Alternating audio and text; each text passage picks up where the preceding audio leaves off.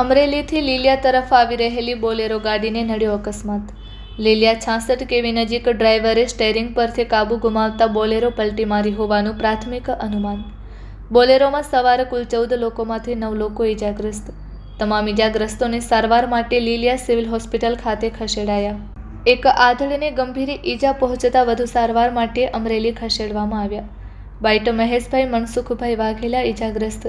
Report by Sarfaraz Khokhar, Amreli.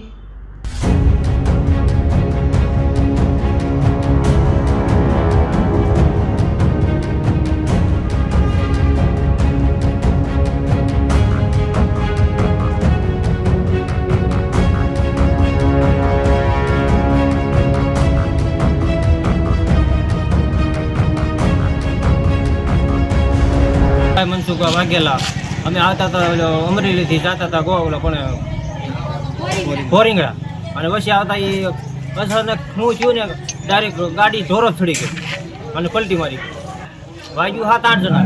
અને